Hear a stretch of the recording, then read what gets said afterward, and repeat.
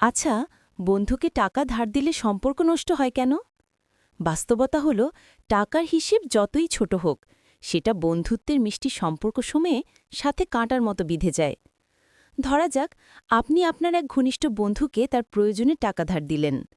প্রথমে মনে হল বন্ধুকে সাহায্য করলেন, এতে তো সম্পর্ক আরও দৃঢ় হল। কিন্তু যখন সে প্রতিশ্রুত সময়ের মধ্যে টাকা ফেরত দিল না, তখন থেকেই শুরু হয় অস্বস্তি। আপনি সরাসরি চাইতেও পারছেন না, আবার ভেতরে ভেতরে কষ্টও পাচ্ছেন। আপনার বন্ধুটি হয়তো প্রতিদিন আপনার সঙ্গে আগের মতো স্বাচ্ছন্দ্যে কথা বলতে পারছে না, কারণ তার ভেতরে লজ্জা কাজ করছে। এভাবেই অজান্তে বন্ধুত্বে তৈরি হয় ফাটল। বাস্তবে অনেক উদাহরণ আছে।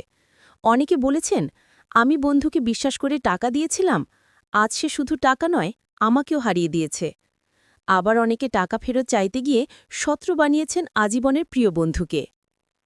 বন্ধুত্ব টিকিয়ে রাখতে চাইলে তাই টাকার ধার দেওয়া থেকে বিরত থাকা জরুরি। তবে সামর্থ্য অনুযায়ী উপহার দিন, কিন্তু ধার দেবেন না। কারণ উপহার ফেরত চাইতে হয় না, কিন্তু ধার চাইতে গেলে সম্পর্কের সৌন্দর্য নষ্ট হয়, ভরসা ভেঙে যায়।